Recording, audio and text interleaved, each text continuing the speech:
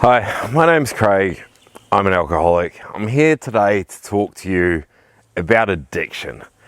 Now, I know what you're thinking. It's another one of those times where someone's going to come and tell you about how bad drugs are, how horrible alcohol is, and why you shouldn't use them. But, that's not me. That's not who I am. That's not being true to my journey. Because, honestly, in my life, I've had a lot of fun with alcohol. I stayed away from drugs, which is an interesting one as an addict. Because when you're young, everyone tells you how bad drugs are. You know, if you're going to do drugs, you're going to end up on the street and homeless. You're going to end up with no teeth. Your life's going to be ruined as soon as you touch drugs. Everyone tells you about this, but no one remembers alcohol and the effect alcohol has on some people's lives. How many homeless people right now are on the streets because of their struggles with alcohol? Never even touched drugs. I was nearly that guy. I was nearly on the street just from alcohol. Never touched drugs, completely addicted to alcohol. That's my story. So I can't stand here and tell you to stay away from alcohol because that wouldn't be true to my journey and my story, because I didn't stay away from alcohol. Who does stay away from it? It's everywhere. Your mum drinks it, your dad drinks it, your uncle, your auntie. Alcohol is the only drug in the world that you have to apologize for not using. I'm sober when I'm sober and I'm out and about because I still live. Soberholic is my thing. My life has improved since getting sober. Being an alcoholic was fun and I had a great time, and when I came to stop drinking, I was like, my life's going to be over. What am I going to do? Since then, I've made this journey towards Soberholic, which is about having fun and enjoying life without alcohol. Thing is though, when I go out, people still offer me drinks. It's normal, it's in our psyche. Hey man, I'll get you a beer. Here, have a shot. And the first thing you say is, sorry, I don't drink.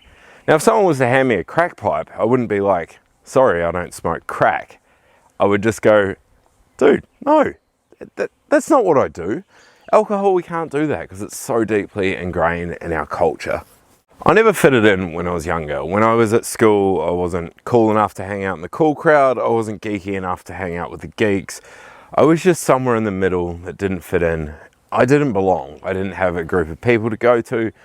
There was a period in my life where I was having detention every lunchtime, making sure I got detention, making sure I did something wrong so I'd be locked up in the detention room at lunchtime.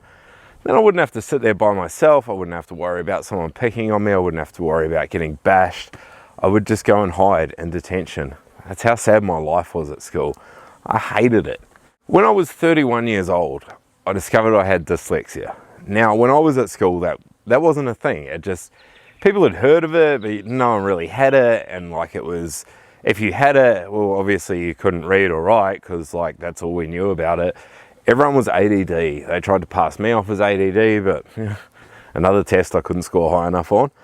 So I just got swept to the side. I was always in trouble, always struggling to do the work that I was given. Come exam time, I would always pass, I would get top marks, but the rest of the time I was put down as a disruptive student, a pain in the butt, a rule breaker. I spent more time in the corridors outside of my classrooms than I spent in my classrooms. Education wasn't fun for me, so I found an excuse to get out of it. I got a job. I started working for a living. I was 13 years old and I was working on dairy farms milking cows because I thought that was the only way I could get out of going to school. That was going to be my life. That was what I was going to do for the rest of my life, for my next 50 odd years at work. I was going to milk cows. That's what I was going to do. This took me to hanging out with a bunch of guys in their 30s and their 40s, working with them. We did a lot of long hours. When you're on a farm, you're quite isolated. The only social contact you have is with those people that you're working with. Everyone drank. We were all hard workers. We all had money. We didn't have a lot of time. We didn't have the opportunity to go out into town and go and do things because we were working too much and we were too far away.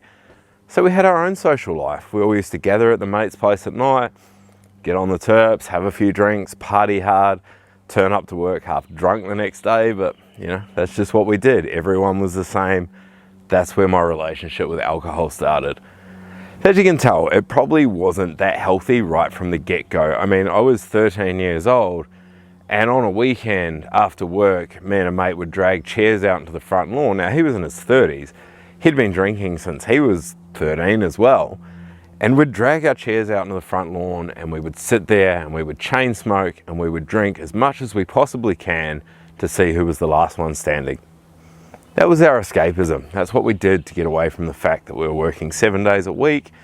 We were working roughly 14 to 15 hours a day, and we were getting paid stuff all for it. We got paid enough for grog. And the only reason we had enough for grog was because we didn't have to pay for food and we didn't have to pay for accommodation. So we'd escape. We'd sit there talking shit. We would sit there drinking until we passed out. I remember the heart attack I gave my mum the first time I ever got drunk at home. And me and my mate sat on the front lawn at 8:30 in the morning because we both had a day off. And we proceeded to drink. By 5 o'clock that afternoon, I was passed out on the ground, sound asleep, couldn't wake me. For the next, 20 years, Mum was alive. Every time I drank, that was all she could envisage, was me passed out, dead in a ditch somewhere. Every time I didn't answer my phone, every time I didn't reply to a text message, every time I was out anywhere, Mum's head would race straight to that image of me asleep somewhere, no one else knowing where I was. And she thought that was going to be the end of my life. It wasn't the end of my life, because I'm still here. I've managed to get through life without passing out in a ditch and not waking up again. I know, it's a surprise in all honesty. I kind of figured I'd go the same way. I thought if I made 30, I would be pretty lucky. I'm 33 years old now, so that's 20 years later. And now I'm an alcoholic. Well, I've been an alcoholic the whole time, but now I know about it. It's not just everyone else that knows about it. And I'm the only one that's in the dark, because for a long time that was the case. Everyone knew I was an alcoholic. Everyone knew I had a problem with drinking. But it was fine because it was just me. I was the kind of guy, I would turn up at your house no matter what time of the day it was. It would be 8 o'clock in the morning and you would say, "Hey man, do you want a beer?" And I'd be like, "Yeah, I do." Because that's who I was. I was always drinking. Always. It's not a good way to live. It's not a good way to live. I continued on my life down that path for a long time. Eventually, I got out of farming. It wasn't doing it for me anymore. I decided to pursue something different in the city. I went and studied. I got a diploma. Studying brought about a whole nother world, man. I had just turned 18. I was in the city. I'd been on farm since I was 13 years old. Here I am in the city. The drinking age is 18. I can go out to a nightclub. I was good at talking. I was good at chatting to people. I would go out with my train fare with $3.50, enough to get me home on the train. I would go out sober and I would come home blind drunk. Now, I didn't know what I was drinking. People would buy me drinks, give me drinks. I would assume they were safe because I'm a guy. I don't have to worry about being drugged. I would take the drinks, I would drink them, I would party. The amount of trouble it caused in my life. There was fights, there was being stuck places, spending my $3.50 on a drink and sleeping on a bench and then figuring out how to get home the next day, that sort of stuff. Drinking slowly became what I was living for. After that, I got my diploma and I went and got a job in town, and the partying continued. It continued on and on and on. It nearly cost me my dream job because I was too busy drinking and being hungover and having a good time instead of focusing on work, instead of focusing on what I just spent a whole lot of money and a whole lot of time learning how to do. That was my sideline gig. My main gig was drinking, partying, and having fun. I ended up having to take a second job at a bottle-o just to afford my lifestyle. The only reason I worked at the bottle-o was because I could drink while I was there. Alcohol played that much of a part of my life. It controlled me. It controlled every part of my being. I used to say to people, the only reason I go to work is so I had enough money to go out drinking. So after screwing up my life with a town job and completely ruining my town job and my dream job, I wound up back farming because what else do you do when you leave school at 13? You got nothing, You go back to do what you did all those years ago, the thing you could do. Unfortunately, it wasn't satisfying anymore. Working those long hours, not getting that pay, not having the social life, it just didn't cut it for me anymore. I'd seen the other side. I'd seen what the world looked like. So I decided to step out from there. I moved from a rural farmland in New Zealand up to Auckland, up to the main city, the biggest city in New Zealand. I moved up there, got a job as a bartender. I couldn't drink while I was at work, so that was awesome. That's why I took the job. I couldn't drink while I was at work, but I could still be around drunk people and I could still party and have fun, which was awesome for about a week until I discovered 24-hour bars. After that, it was just a straight trip down the other path. I would finish work at 3, 4 o'clock in the morning, shut up my bar, cash up for the night, jump on the train, head into town, go to the casino, go to another 24-hour bar, and just drink and drink and drink until I ran out of money, until I was passed out in a cab, on a train, on the way home, on some stranger's floor. I honestly don't even know how I survived these years. It was terrible. It was, at the time, I thought I was having the most fun humanly possible. It was exciting. It was good. It was great. And I'm not going to lie and say that I didn't enjoy myself, because I enjoyed it so much. But it was all leading back to where we are now. After being in the city, I ended up out of work, homeless, needing somewhere to go. I ended up jumping in the car, ducking up north and moving in with my mum. Worked as a bartender for a little while up there, carried down the same path. I was going the same place and I was like, look, I can't keep doing this. I need to change my life.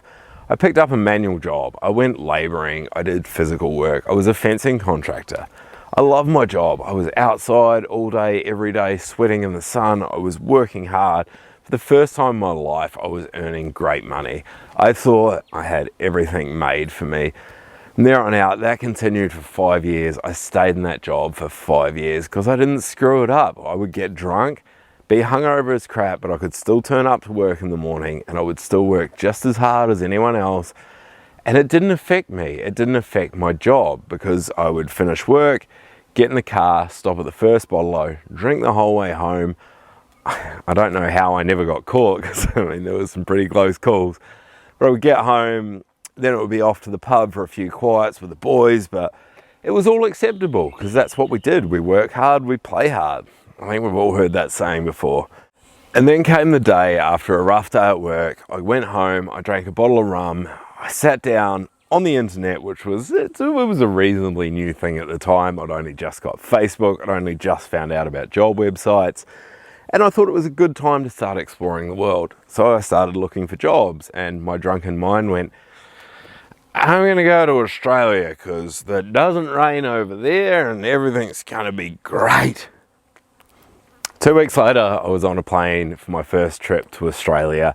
I wound up in Alice Springs. Now, Alice Springs, if you look at a map of Australia, Alice Springs is the dot, right in the middle of it. Now, if you go to the middle of Australia, it actually takes you longer to fly from Melbourne to Alice Springs than it does to fly from New Zealand to Melbourne. I learnt this when I was on the plane to Alice Springs. It was a shock. Arrive in Alice Springs, get chucked in a car, next thing I'm sent 8 hours in the desert out to a bush community out there. Again, I worked hard. I was in dry camps. It was good. I didn't drink all week. I would come home in the weekend, cashed up, ready to go, living at a backpacker's hostel, and I would drink. And I would drink until I passed out. I would party with everyone, pass out, get up, beers for breakfast, keep on partying, all the way through until it was time to sober up, get back in the truck, head out bush again for another week or two. I remember going out bush, shaking, white, sweaty, shaking, carrying on. I thought I was living a good life. I thought I was having fun. I worked in Alice Springs for 4 months. I think I made about $80,000 while I was there. I left after 4 months with $1,000 in my pocket. I drank the rest of that money. I drank it, I gambled it, I partied it. I had nothing to show for all that hard work, all those days sweating in the hot desert sun. I had nothing to show for it. I ended up going home again. Once I got home, things weren't the same. Once you travel and come back, you grow, your mind expands, you see there's more to the world than what you originally thought there was. So I thought, you know what, the only reasonable option here is to sell everything I own, jump on a plane, go over to Aussie, and just live on the road and have some fun. And man, did I have some fun. I traveled over here for 5 years. I partied, I did everything I could. I loved life. I lived it to the max. I was drunk the whole time. I was homeless more times than I care to count. I remember living in my ute, on the back of my ute in a swag, at the showgrounds in a rural Queensland town, living on cold baked beans because I couldn't even afford the gas to heat them up. Yeah, it was a great deal of fun. I was having a blast. At least in my mind I thought I was. But you know, like all good things, it came to an end. I decided to get a proper job, settle down in Townsville, and basically get bills, pay rent, start living a normal life like everyone else. Life had some other plans for me. I got a phone call just after I got up to Townsville. And my mum, my best mate, the closest person I had in the world, had terminal cancer. And I jumped on a plane and I left everything behind and I went straight home to look after her. 5 weeks later, she was dead. I held her hand as she took her last breath. I nursed her the whole way through that last 5 weeks.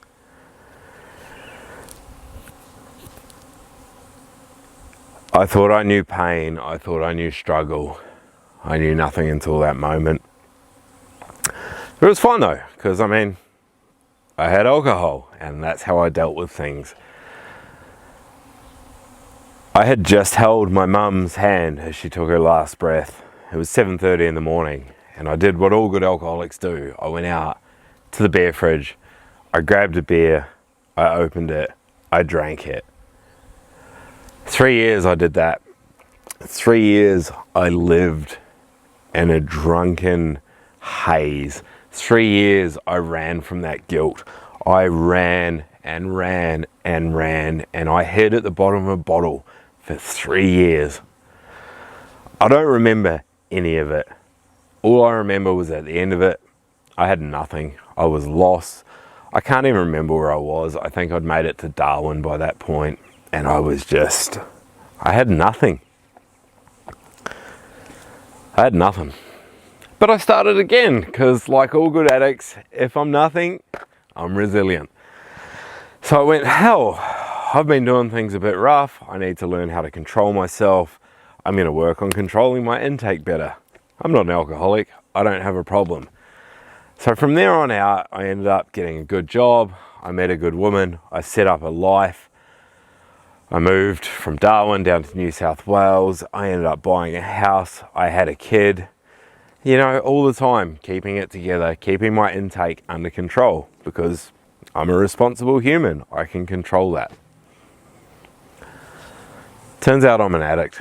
I can't control anything. I didn't have anything under control. I had everyone around me fooled. I had myself fooled.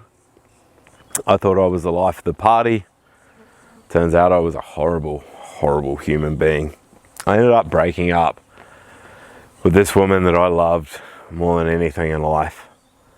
Unfortunately, I didn't love her more than my alcohol, and I didn't realize this at the time. I didn't realize that my drinking had turned me into a person that I hated. I didn't realize that the grief that I had been hiding from had been eating me up from the inside while I wasn't looking. I didn't realize that in that drunken haze that I'd been living in, I had become everything that I hated. I didn't know any of that at the time, so I did what all good addicts do. I buried myself back in my alcohol. I blamed everyone else for all of my problems. You know, my ex, it was her fault. That's why our relationship didn't work. Nothing to do with me. I'm perfect. I mean, my drinking's under control. I've got a good job. Everything's going well. I was a functioning addict. I had no idea. Everyone around me was starting to see the signs. Me, oblivious. Anyone that did see the signs, I managed to convince them that, you know, I had everything under control. A year of that, a year of hating myself, a year of being the person that I hate, finally led me to my lowest hour. At this point, I had lost everything. Everything in life was gone. I couldn't function anymore. I'd been suicidal probably 3 times in about a 2-month period. I had nothing left. I didn't know what to do with my life. I didn't know why everything kept going wrong. Why does all this keep happening to me? Why is the world so bad? Why is my luck so bad? Why can't something just go right? I'll tell you why. Because the problem wasn't the world. The problem wasn't everyone else around me. The problem was me. I was an alcoholic. I was a horrible person. I was living only for my addiction. I didn't care who I hurt. I didn't care what happened around me. I didn't care the damage that I was doing in the world, what I was taking from the world. As long as I could get my fix, as long as I could drink, that's all I needed. I didn't care about anyone else. That's a horrible place to be in. I didn't realize any of this. Then one day, I hit rock bottom. I remember it like it was yesterday.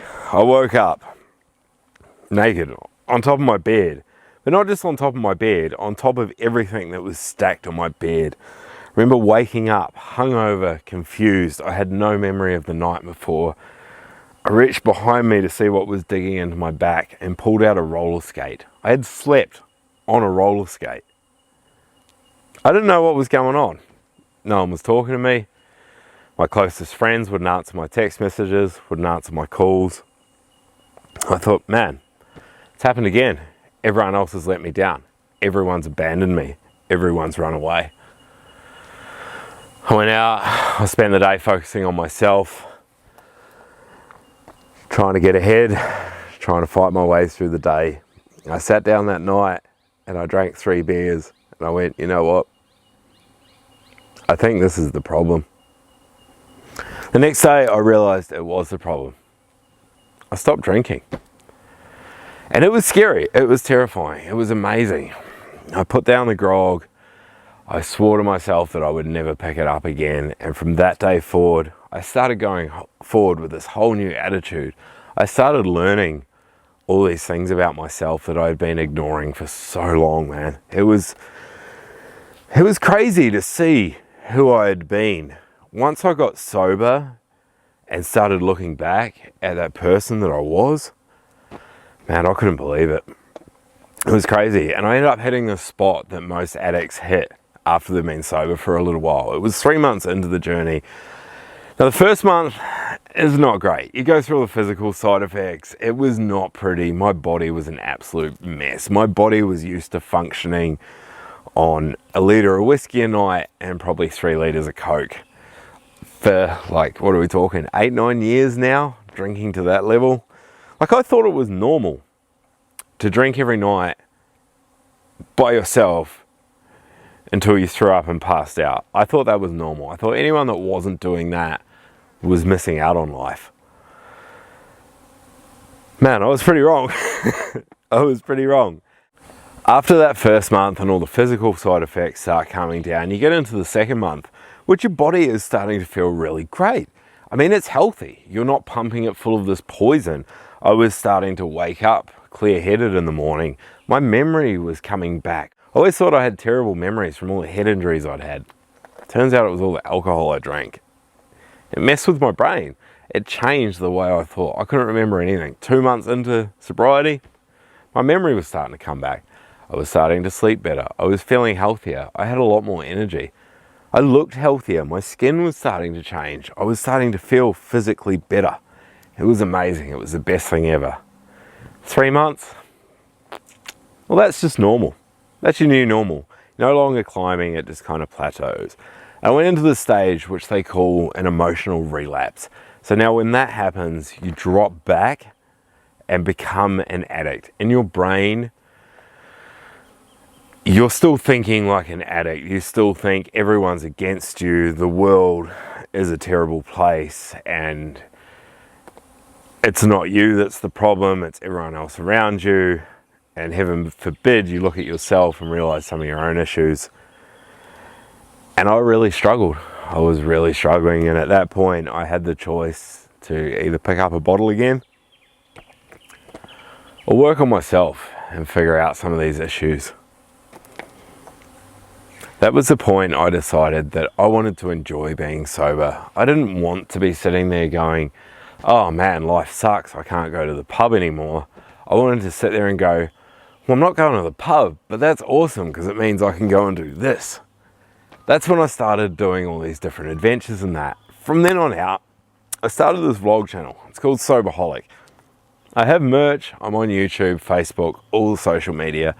The story with the Soberholic brand is it's just a vlog that follows me through my life and through not only learning to live sober, but learning to enjoy life sober. It was a great idea when I had it at the time. It was the thing that kept me going. 18 months and 2 days I spent stone cold sober. Not a drop of alcohol, not one mind-altering substance.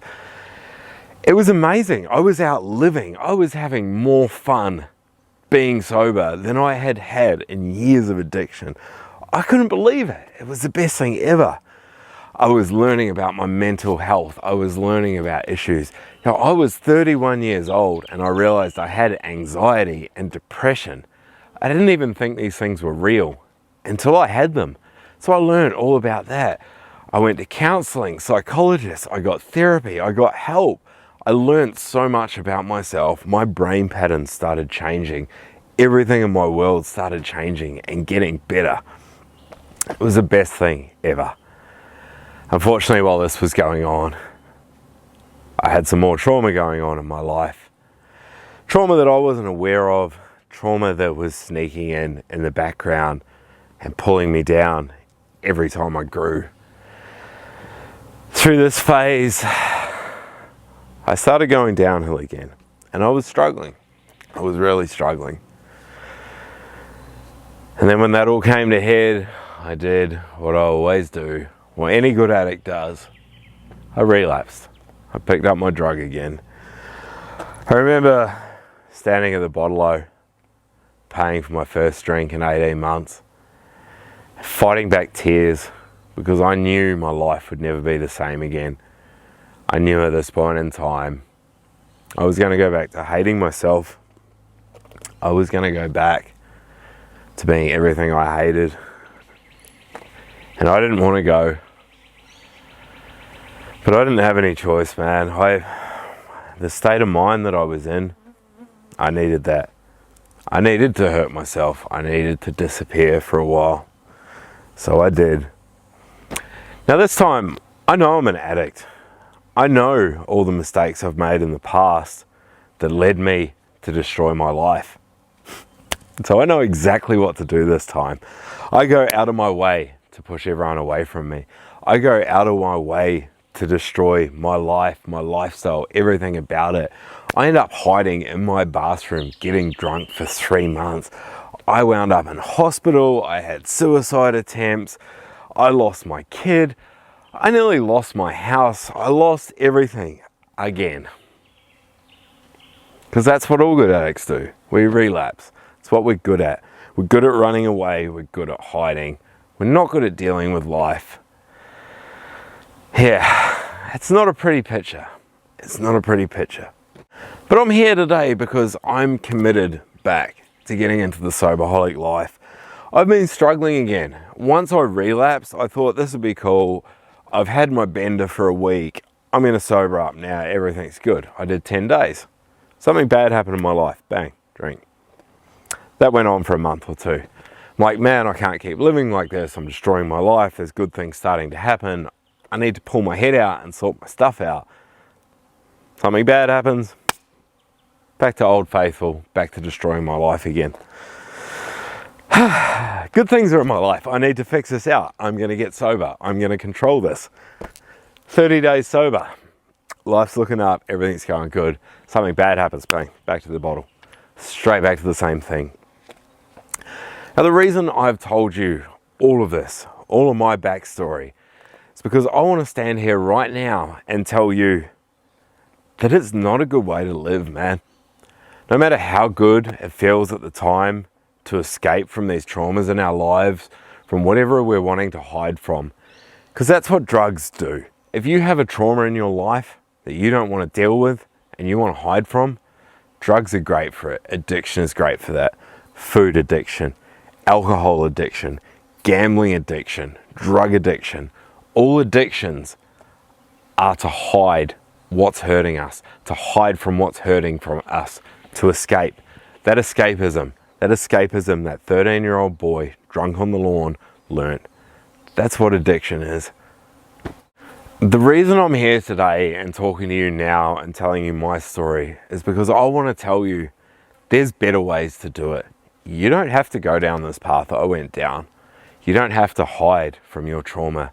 It's not brave. It's not strong. It's not manly. It's not even smart.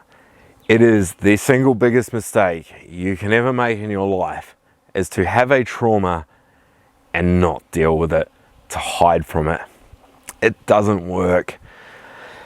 If I could go back and tell that 13-year-old boy sitting drunk on the lawn, hiding from your trauma is going to lead you to here, to where I am today, I would give anything to be able to tell that kid that, because that kid would have had a very, very different life. That kid would be in a completely different place to where I am now. Because I never dealt with anything. I did what all good boys did. I shut it up inside. I covered it up. I moved on, I moved forward, I ran, I hid. I did everything I could not to deal with the things that happened in my life. It's a terrible idea. It's literally a terrible idea. There are people in this world, paid professionals, who spend years training to give you the correct coping mechanisms, to give you the correct tools, so you can enjoy these things. And this is what I want to go back to. Alcohol is not bad. Drugs aren't inherently bad. Food isn't inherently bad.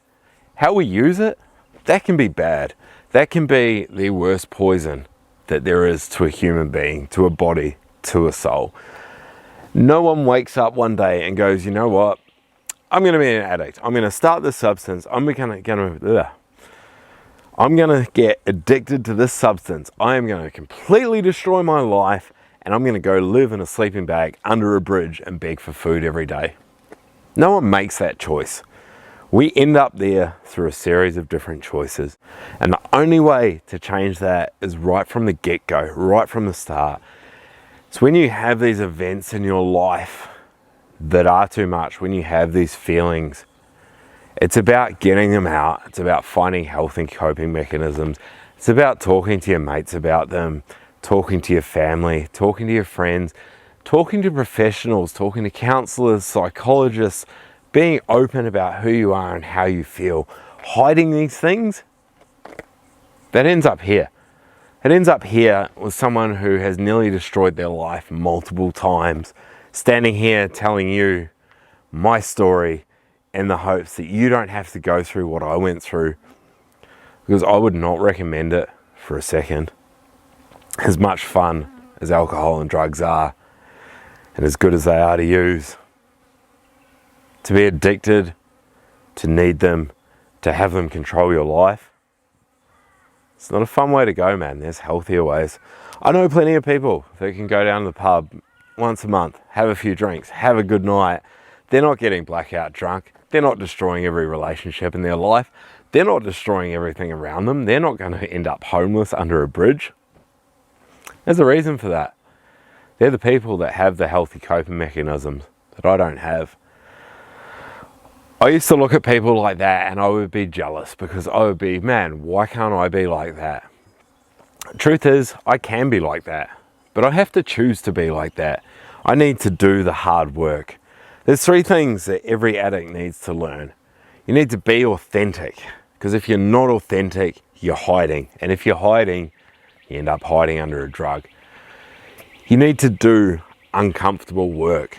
You need to go and see therapists. You need to talk to your friends. You need to talk to your family. You need to be open and honest about who you are and be okay with doing the hard work to fix those problems. Saying she'll be right and going to the pub and getting drunk, that's how you end up here. That's what I did. Not a good idea. Be authentic. Do uncomfortable work. And most of all, be true to who you are. But be open, authentic, and honest about that. Don't hide. Hiding ends up here. That's basically all I can say about that. Your emotions, everything you feel inside you is completely valid and okay. What we do with those emotions, how we deal with them, how we put them out into the world, how we cope with them, that's the bit that sometimes is either okay or not okay. I would have these feelings of anxiety and lack of control in my life.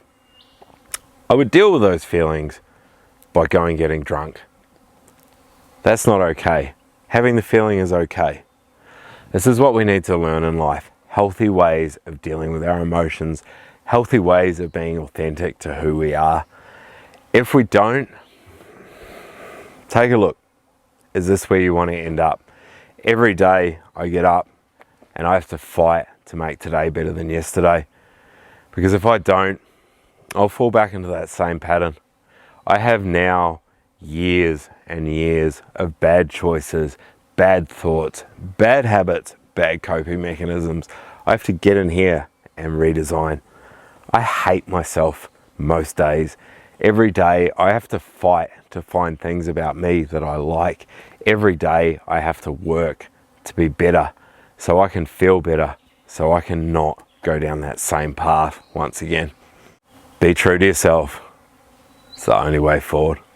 Anyway, thank you so much for watching. I love you. See you next time.